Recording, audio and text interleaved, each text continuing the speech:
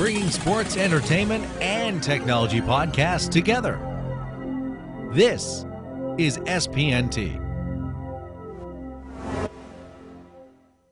Irish Impact is brought to you by Stitcher Smart Radio. Download the Stitcher Smart Radio app today at stitcher.com/SPNT.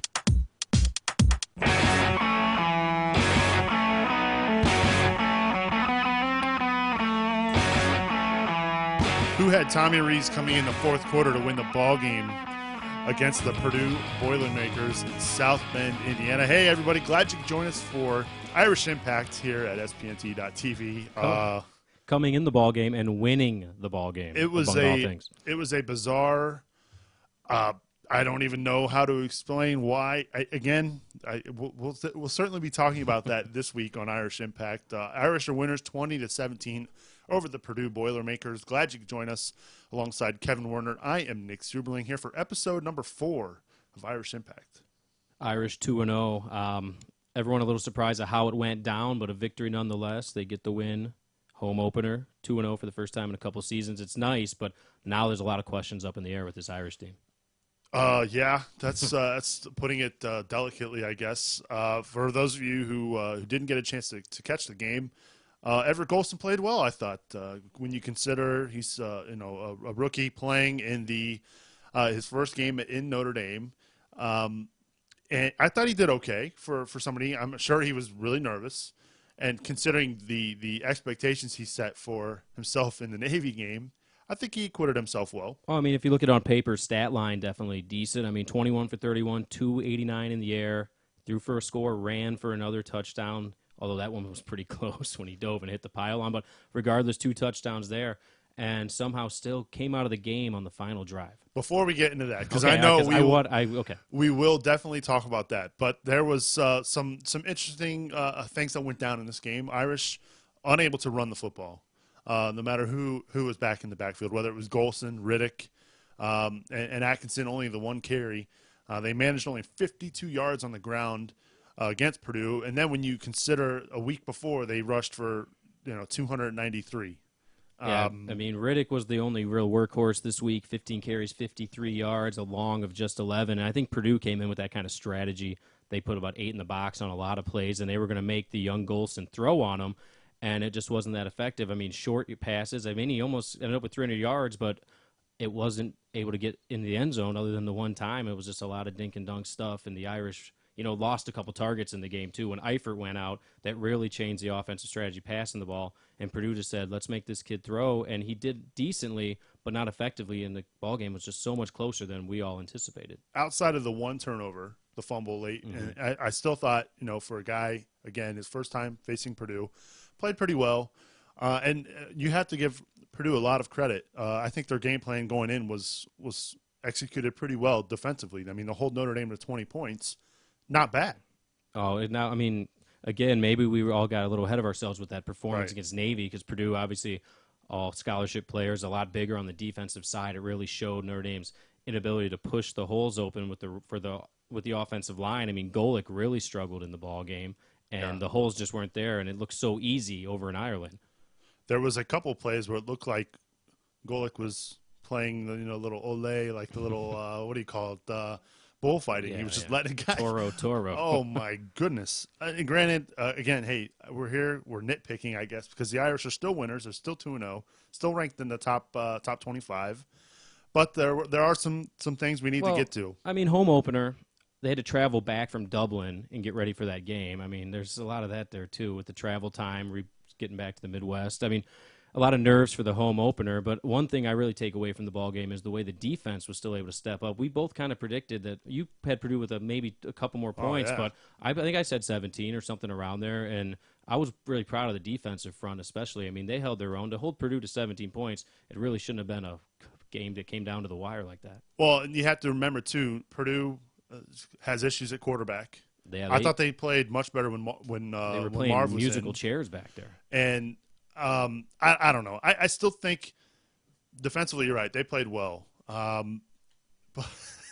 But they're and what's even more surprising about that too is when you consider the lack of experience they have in the secondary.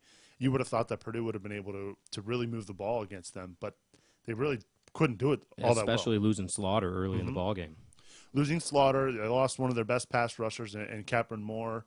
That looked pretty bad with his leg injury. But it sounds like from the game notes and everything what I've been hearing is that Irish Chocolate, as Capron Moore likes to be called, and Slaughter should be available this week in East Lansing.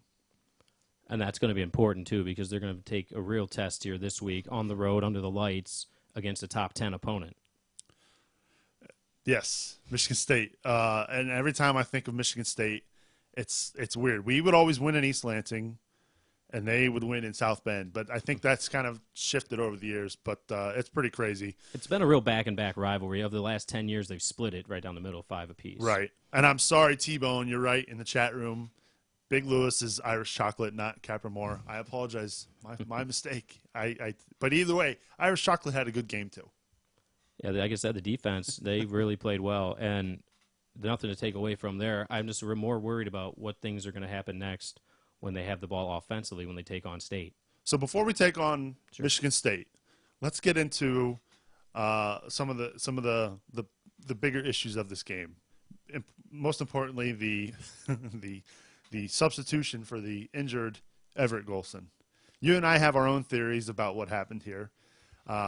Coach said in the post-game interview with Alex Flanagan that Everett had hurt his hand, so they decided to go with Tommy Rees, which, again, it worked out, which is fine. But did you the boos when he came out were really loud. Full discretion. I wasn't able to hear the boos where I was watching the game. We didn't have the audio. I was on the road in Chicago, but I was able to watch the full game, and I just saw all of a sudden Golson sitting around on the sideline. Wasn't sure what had happened. You said Coach came out and said he injured his hand. He had issues gripping the football, which possibly led to that fumble earlier. But here you are with a tie ball game. You got a starter who's replaced a starter, and now you bring back in Tommy Rees after you said Golson's the guy. You have a tie ball game at home with the football and a chance to see if this kid's got what it takes to lead a drive down to Notre Dame Stadium. And you said, we're going to bring in Tommy Rees because he's a closer. And I don't know what that means. You don't have closers in football. You have quarterbacks. Right. I disagree with now, if he was legitimately hurt, okay, then I would certainly understand that. But he looked okay on the sideline. Again, if it was a hand injury, probably tough to tell as well. I mean, all I saw on the sideline was him talking to another teammate. His hand wasn't wrapped or anything like that. Couldn't see that. But you're right. You don't have closers in football. You have your guy. Well, I wonder if there really was the hand injury, which it could be totally legit. Coach Kelly comes right out in the postgame and says, Golson's the guy. He's starting next week. If there's an injury, how can you guarantee a start in next week before you assess the injury to the hand?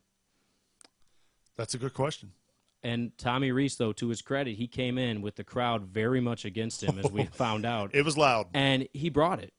He led him down the field. He did what he had to do.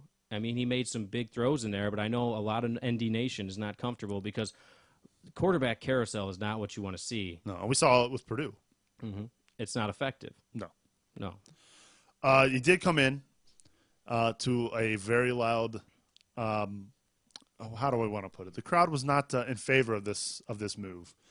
There was a play, very Chris Webberish, where he tried to call a timeout, and the ref didn't give it because they didn't have any timeouts. So what did he do? He took the snap, and it wasn't necessarily a Hail Mary pass, but it was a Hail Mary throw to John Goodman, who just happened to luckily convert. I believe that was fourth down. Yeah, and it was a big snag. And one thing about the game, I mean, Rees, because they won the game, because they had the field goal go through the uprights, everyone forgets he was only 3 for 8. Not exactly stellar for the guy that's the closer. So I guess that begs the question, who is going to be the quarterback this weekend? Well, it's got to be Golson, Coach right? Kelly said Golson, but for how long now? Is he just going to do it until we're tied up with 2 minutes to go? I don't understand what the decision-making was behind it, other than the possible injury. He said Rees knew the 2-minute offense better, but if you have a starting quarterback, he better know your 2-minute offense. So I'd imagine Golson will be working on that a lot this week. That should be priority number one, because if you want to be the leader, the starter, you shouldn't have to sit down the final 2 minutes. How much of that do you think maybe this was Coach Kelly's maybe sending a message to Golson too? Could be. Because, obviously Golson wants to be the guy too. I mean, he's played well the first 2 games, but maybe he's not doing something that coach wants him to do. And so we have no idea. Pure speculation here on our part. But at the same time, now you've opened up Pandora's box here with all these questions. And we saw it before when it was Rees and Dane Christ, where it was like, who's the guy? And that's not what you want when the schedule is about to get brutal. Yeah, they're in for a rough next 6 weeks. But still, when you look back at this weekend, the Irish, despite only rushing the ball for 52 yards against a Purdue defense, which is average in the Big Ten, I think. To their credit, though, I think that was their entire strategy: make Notre Dame throw the ball, and because they saw what Notre Dame was able to do the week before, and they really shut it down, which is scary when they're going to be start playing these opponents now that are going to be tougher against the run. Because, like you said, Purdue not known to be that tough, but they sure looked it on Saturday. Yeah, they did look good. They held, again, 52 rushing yards on 36 carries. You like the 36 carries, though, because that's going to give you some balance. But at the same time, you need to be a little bit more productive. Again, offensive line, not the best of weeks. I'd imagine they'll have their butts reamed in film session this week. There was another guy, I can't remember his name, on kick return, who broke contain, left his lane on special teams, and Purdue ended up getting like a 50-yard kick return. That was a big mistake. But for your final thoughts on the Purdue game, what do you take from it, and what are you looking for the Irish to do this weekend to improve on this win? Well, I take away the offensive line might not be as great as we thought they were after we saw what they did against Navy. I know that now injuries could be a major issue. When Eifert went out, there wasn't a lot of options that were super reliable in the receiving game. And then I also take away, in a bright note for the ball game, is Brinza. He comes in. He missed one field goal, but he was clutch on a game winner. And that's nice to know when you got another kid on the team that can step up and kick the game-winning field goal. Yeah, the Irish, we've talked about this the last couple of weeks with Ruffer. They've been spoiled there. Tosh did okay a year ago, injured this week, so now here comes Brinza. You're right. The first kick was no good. Didn't look very good either. Wasn't very close. But, to come back like that and to make the kicks when it counted, and those 6 points were huge. And a game winner at home, with a tie ball game. I mean, that it's sure it wasn't a 52-yarder or anything, but it won the ball game, and that's takes some moxie from a kicker that has to come in and replace the starter. Absolutely. The one thing I take away from this, other than the questionable removal of Golson and what that does for the future of this team, I go back to the turnovers. Really, they had the one turnover with Golson, the fumble late, which it did cost them. It didn't cost them the game, but it allowed Purdue to score the tying touchdown. But so far this year, in the first two games, the Irish are, I believe, +4 in the turnover battle. And a year ago, they were -11 in the turnover battle after 2 games. Yeah, and a lot of that, again, was we've talked about before, came in the red zone. So it's good to see they're holding on to the football, even though, the one crucial turnover in this ballgame was the Golson fumble. It was crucial. It was big. But, again, really all that matters is that the Irish are victorious, now 2-0 on the year. You'll take it. You have to. 2-0. Again, we talked about how difficult the schedule is, only going to increase in difficulty. A couple top 25 teams coming up back-to-back with Miami, Florida at the end of it before the bye week. After the bye week. And, everyone said Navy and Purdue were kind of the easy games, and that Purdue game's far from easy. And so now we got to see what adjustments can be made with a tough road game coming up. Now, there's some debate in the chat room about us missing the point on why Golson was taken out of the game by Kelly. Our good friend, or our fellow Irish faithful here, T-Bone in the chat room, he says, I think it was because Kelly was confident with Tommy's reads and his ability to run the 2-minute drill. Irish football. Golson can't get the plays in fast enough and can't run the 2-minute drill. Well, that's kind of they agree with each other. So I think they're debating with us as to why we're. But again, I think that they thought that Rees would be the better option. I think the injury was just kind of a little cover. I think that Kelly was more confident with Tommy Rees running the 2-minute drill. I agree with that statement. Okay, and if that's the case, but then I just don't know why he's not the starting quarterback if you're not confident in having a guy in there the whole ball game that can't finish up the game. That's not a leader. That's not a quarterback. You can't keep shuffling in at the most primary position on the offensive side of the ball. I agree completely. Because two guys, I mean, they throw differently. Oh, their They run game is it's completely different from. and that's not going to be good for your receiving core or your offensive line. You need continuity offensively. I agree. I agree that you need continuity back there. Now, if you're telling me Rees is much better at the 2-minute drill, then you're right. He should be playing the whole game. You need that continuity. Mm-hmm. I agree with you completely. I do feel that that Kelly thinks that maybe with Golson's legs, it gives them another dimension offensively that the other team needs to prepare for, which, I think when you have Rees back there, teams are going to tee off. He's turnover prone, and he's prone to taking sacks at bad times. Some would call him Turnover Tommy. Yeah, that is true. Turnover Tommy.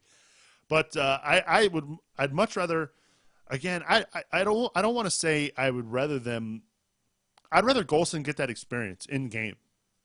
Where else is he going to learn how to do it? When you have a quarterback who's a red shirt comes in, he gets the starting job over a couple guys with more years in. Rees with plenty of starts under his belt. And then you have a tie ball game at home, and they take away the car keys. It's kind of strange to me. And they give it to the backup or the third stringer on the depth chart, Tommy Rees. And maybe that gives Golson a little more fire, and maybe he'll spend more time on it this week. And not that he's not doing that already, but clearly the coaches felt that Rees would be better in the 2-minute drill. And in the end, it worked out. But at the same time, I would almost rather him get that experience in a game. It's so we're not going to know what he can do until we see it, which we have yet to because he sat down at the end of the game. So there you go. Irish 2-0 on the year. We'll take it. Those 2 wins are huge as far as bowl eligibility goes because we've been talking about it here the last couple of weeks. Their schedule. These were the 2 gimmies that you needed to get because the rest of the way, there's not really a gimme the rest of the way. Well, this next week maybe could be arguably one of their toughest games, too, of the season. Absolutely. Notre Dame traveling to East Lansing to take on Sparty. Sparty 2-0 on the air. We'll get to Sparty in just a minute, but before we do that, we'll want to remind you that, hey, you can find Irish Impact in the iTunes store. If you're already listening to us and you download the show and subscribe to the show via iTunes, we'd love to hear your feedback. Leave us a review in the iTunes store. We certainly appreciate any and all reviews. Special thanks to our boy Kraut, who left us a nice review of the podcast. So, yeah, we'd love to hear your feedback. Don't forget, you can also email us at irishimpact@spnt.tv, and you can also follow us on Twitter. We are at Irish Impact. I've been live tweeting during the games the last 2 weeks. It's been a lot of fun meeting a lot of cool Notre Dame fans from across the country. So if you listen to the podcast and you follow us on Twitter, send us a tweet. We'd love to hear your feedback. Yeah, definitely. It's a good way to get involved because you can just kind of go as the game develops. I mean, I'm sure I didn't get to see it on Saturday, but I'm sure when Tommy Rees came in, Twitter probably blew up. It was interesting. It was a lot of people were not happy on Twitter. They weren't happy in the stadium, but ultimately, I guess the only thing that matters is they got the win. Yeah, in the end, you take away a victory, you walk away 2-0. All right, let's do some shout-outs. Shout-outs! Who do you got this week? Shout out to my boy Big Mac, Matt McAllister. He just turned 30 this week. He's a Notre Dame fan all the way through, and I attended my first Notre Dame game ever with Matt back in the day, and it was actually a road game at Michigan State back during the 1994 season. We went up there, and Notre Dame trailed town 20-7 at halftime. Ron Powlus, the quarterback, Lou Holtz still the head coach. Powlus threw 4 picks in the game, but Notre Dame would rally and win the ball game 21-20. And that was the first Notre Dame game I ever attended. I'd go to plenty since. I'd go to my first home game that same season. But shout out to my boy Big Mac. There you go. Big shout out. My shout out this week hits a little close to home, Kev. Her name is Faye Coleman. You can follow her at Faye Coleman. She's a graduate of BGSU, our alma mater. She also graduated from the University of South Carolina. She works down at Xavier down in Cincinnati, and she's a huge Notre Dame fan. Go Irish. Give her a follow. Big shout-out to Faye and a little Isaac Zumba as well, Faye. So there you have it. If you want to be shouted out here on the podcast, make sure you hit us up on Twitter at Irish Impact or send us your emails, irishimpact@spnt.tv. One thing before we get to the Michigan State game, I don't know if you had a chance to check this out, but the University of Miami got absolutely crushed by Kansas State over the weekend. So that might be another gimme for the Irish. Well, I mean, so far It I'm was bad. not giving anything away right now. 52-13 to Kansas State. We'll see. I'm just saying. That's good to hear, though. Yes, Because I'm always pro Miami getting bashed by anybody, so I'm happy with that. All right, so let's look ahead here to Michigan State.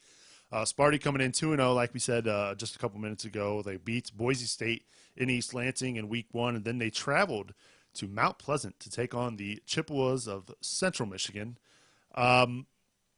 They handled the Chippewas quite easily, as they should. You know, they are a MAC school compared to the Big 12. Oh, I'm sorry, the Big 10. And what do we make so far of the early season for Michigan State? Well, I mean, I didn't obviously get to catch any of the game last week against Central Michigan. I did see some of the game, though, against Boise. It took place on the Friday night, first week of the season. And, you know, they looked pretty good defensively. Boise, though, kind of lost a bit of the cupboard, got emptied after, but they're always tough. And it was a close game. State ended up winning it at the end. But I thought their defense looked pretty tough, and that's one thing that concerns me coming into this game, because if they were able to stop that kind of high offense, even though, again, they've lost some players, I'm curious what they're going to be able to do against Notre Dame. And with Central Michigan, they didn't do anything offensively, but Right. that doesn't tell me anything. But it does concern me. It's when you look at Mark D'Antonio has always been a very good defensive coach through his years. He was a good defensive coach at Cincinnati. That is carried over here to Michigan State. The Spartans, the last time Notre Dame traveled to East Lansing, that is the famous overtime fake field goal call by Mark D'Antonio, who later that night suffered a heart attack. Yeah, you can tell he was pretty jacked. A little bit. So, yeah, here we are. Again, it was a tough, close, hard-fought battle. Last year, the Irish got out early on Sparty, 14-3 in the first quarter, and really never looked back. It also was helped by a George Atkinson kickoff return for a touchdown. So here we are a year later. Notre Dame bringing in a freshman or sophomore rookie quarterback, and this is his first time facing Sparty. And it's really, I mean, take away the Emerald Isle Classic as a road game, a neutral site game. It was against Navy. It was a Navy home game in quotation marks. I mean, a lot of Notre Dame fans obviously Right. there. This is the big first challenge on the road. Under the lights, primetime TV up at East Lansing. It's going to be, sink or swim here with this team. When you look at Michigan State offensively, are there any threats? I mean, when I think of Michigan State, honestly, I think of run the ball well, Ground and they pound. win the game, and that's been D'Antonio's philosophy through the years. Yeah, and their guys, Livon Bell, 62 carries on the year so far for 280 yards, 4 touchdowns. I mean, he's their horse, and he's the guy the Notre Dame defensive front is going to have to stop. The good news is that defensively, the Irish have really shut down the running games of both Navy and Purdue earlier in the year. The front seven has looked great against the run. Do you expect Michigan State maybe to surprise Notre Dame and maybe air it out a little bit with the lack of experience in the secondary? I think they're definitely going to test the secondary. They're going to be at home. They're going to probably see what they can do in the air and see if Notre Dame can respond well. They did against Purdue. Again, Purdue, though, has kind of a mess at quarterback with 2 guys coming in and out, making mistakes and not deciding which one would make the next mistake. Right. But I would be shocked if they didn't try to throw, especially because they want to see what Notre Dame can do defensively in the air, and they're going to be at home. And their run game's already there. They know that. And why not see what they got? T-Bone in the chat room says, make that Maxwell scrub throw. He threw 3 picks versus Boise State. I'm telling you, Big Lou, just like Candy, he's going to pimp them. Maxwell throws picks, I'm telling you. All right. So, yeah, his stats on the season are not that impressive. I mean, he's like 3 picks for the year, all in that game, 2 touchdowns, just 60% completion percentage. But they haven't, besides the Boise game, which they ran primarily, he hasn't really been challenged. Again, I'd throw that Central Michigan game away. But this is also his first time facing Notre Dame as well. So I do think you're going to see a lot of run-heavy sets for the Spartans. Hopefully the defensive front can keep it up. Manti Te'o now 18 tackles on the year, leading tackler for the Irish. And he's moving high up on that all-time tackles list. Pretty impressive stats when you consider some of the names he's passing of late. 10 tackles last week against Purdue, and he's had at least 10 stops in 10 of the last 15 games. So if you're Bob Diaco, do you stack the box? Do you put 8 in the box and say make you throw it? Is that what you would do? Well, Did I stump you? yeah.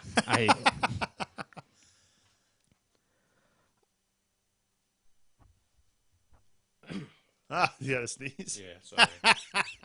Sorry about that. The beauty of a podcast, you can edit that out. That is great. I'm sorry. Yeah, sorry about that. What was the question? Bob Yako, if you're step in his shoes for the moment. You're coordinating the Notre Dame defense for this weekend.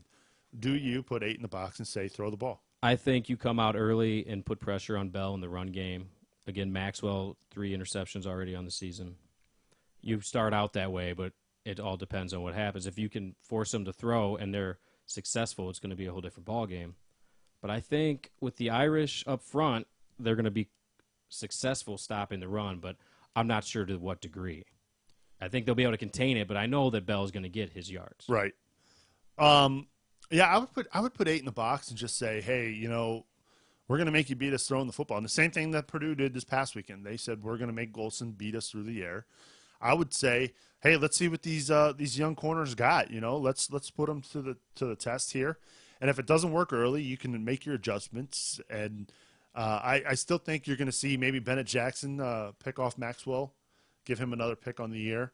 Hopefully, maybe you see Manti Te'o with another interception here. But the good news is that Slaughter's back. Capron Moore is going to be. Yeah, that's one good takeaway. takeaway. Everyone seems to be back. Yeah, and the good news too as well. Eifert, it sounds like he's going to be back as well. We weren't sure what happened with him. Of course, Notre Dame in the game not giving any information about him, but it sounds like he'll be all right. So, from an injury standpoint, I think we're okay. And I think offensively for the Irish swinging over in that direction, with Golson coming back in, starting the ball game, it's going to be key to see what they can do running the football. Now you're going to have Sierra Wood back, and you're going to also have Riddick back there, and that's going to be key because they'll be able to have a couple different guys share the workload, and hopefully Atkinson's back there ready to go with some carries, and they won't have to be forced to just have – last week, Riddick, 15 carries. Everyone else had 1, and you need to be able to spread the ball around against this Michigan State D. The key, and it's going to go – it always seems to be this way. The offensive line has to play better than they did a week ago. The defensive line, you know what you're going to get out of them. But the offensive line this week, because Michigan State's going to bring it. These are much bigger guys. They're going to be the same type of size guys as Purdue has. The offensive line has to bring it. I think it's going to be also another thing to look out for is last week Notre Dame didn't really hide the fact that they were just going to start throwing the football. It was a shotgun set every time and basically abandoning the run more or less. And obviously they struggled at it. But you need to come out with a couple ace sets, maybe – make the defense. I don't think a set is in his playbook, man. I've seen it here and there. I don't even know if I can recall seeing Golson under the center ever. The shotgun set, however, just doesn't work when you have when you're sitting here giving it away with the way they've been setting up to throw the ball. They know they're not going to run. All last week against Purdue, it was a struggle. I do think you'll see 3 tight ends a lot more. Yeah, which is going to be good. Yeah, definitely with Eifert's help, they're going to need him to exploit the middle. The offensive line has to get a bigger push than they did against Purdue. Otherwise, we may see a long day. And eventually, once they start showing that they're going to throw the ball, they're going to tee off. And that's what I'm concerned about. And that's where the turnovers become an issue. Yeah, without a doubt. So they're going to have to protect the football, which they've been able to do so far this season. And again, we keep going back to it's going to be a real test if they can do it against this top 10 ranked team. The Spartans, what was I going to say? Now I drew a blank of what I was going to say. Oh, okay, here we go. So after last week, Golson played well, and then late in the game gave way to Tommy Rees. If Golson doesn't play early, now what happens? Well, that's the question because if he doesn't play well, how poorly would he have to play to get pulled? What if they're down, 10-3, 14-3, 17-3? The offense is just stalled. Right. With Kelly, I've seen it every year he's been at Notre Dame. Quick hook. Shuffle guys in and out, so I wouldn't be surprised. But, again, how is that helpful? We went over it. I don't think it is. In my opinion, it doesn't help mold the quarterback's confidence at all. Because if you're in there and there's a quick hook, Right. then you're afraid to make a mistake. Which he might be now. Which means you're also afraid to take chances on routes that should be there, because even if it possibly is there downfield, you don't want to take the risk that if you go for it, you're on the pine. Oh, I hope that does not happen, because I think Golson is a good quarterback, and I think he's got a chance to do some good things in an Irish uniform. Well, I think he's only going to improve too. Right. And, again, it's his first time facing East Lansing. Wow. First time facing Michigan State. It's his first true road game in their home or road schedule, I think he'll do all right. I have a feeling if it's close late, we may see Rees again, though. And I don't know if that's, again, well, I guess maybe we'll have to wait and see on that. But well, with Coach Kelly now, I mean, anything's open, because we've seen it a couple years now, and we saw it just in game 2. But, I mean, this is the chance for Golson to try to show that he is the guy for the job. Let's hope for his sake and for the Irish faithful that Golson comes out and does well against the Spartans. Give us a final score prediction, Kev. Well, when we started the podcast and went down the schedule, I had this chalked up as our first loss. So as we came into 2-0, until I see something different from the Irish, I'm going to have to stick with that one for now. I still think a close ball game on the road. I mean, I'm hoping they pull it off, but as it stands, I would take State in this one, probably score of 24-17. So you're taking Sparty. Mm. Oh, man, I'm drinking that Irish Kool-Aid because I agree. I also think I said that they were going to lose to Michigan State as well. But I have them losing to Michigan the following week. Well, I think that's where – prove me wrong, Irish. I would love it. I hope that they win. I'll say, just for the sake of being the homer that I am, I'll go Notre Dame 24, Michigan State 21. Wow, in overtime. I really thought we'd go the other way on this one. I thought you'd stick to it. And I'm going to say win. I'll be there Saturday rooting the whole way. I know. Again, I understand. It's one of those things where you're playing devil's advocate, and you just it'd be fantastic if they run through the schedule unblemished, but I think you and I know that's next to impossible. Oh, we'll see what happens Saturday. So yeah, it'll be a lot of fun. Are you going to actually have a chance to sit down enjoy the game now? I'll watch the whole game this week for sure. I'll get together with probably some family or something, and we'll get settled for this one. These primetime games are always – they make me nervous. It's in the back of my mind or something, but I never remember. They play well at night according to every record I look at, but I always never remember just struggling at night. And I think that has a lot to do with how always ending the season at Stanford or at USC. Right. But I'm not a big fan of these night games. I like the night games because, most of the time during the day, sometimes watching the game is tough when you got family obligations and stuff like that. But by the time 8 o'clock rolls around, kids are in bed. I can watch this game focused. I love college football under the lights. Notre Dame makes me nervous under the lights. The good news is that Kirk Herbstreit Brent Musburger. There you go. Thank you. Is calling the game. Last time they called a game in East Lansing, that was the famous fake field goal game. Let's hope it doesn't come down to that again. Another nail biter. But I'm going 24-21. You're saying 24-17 State.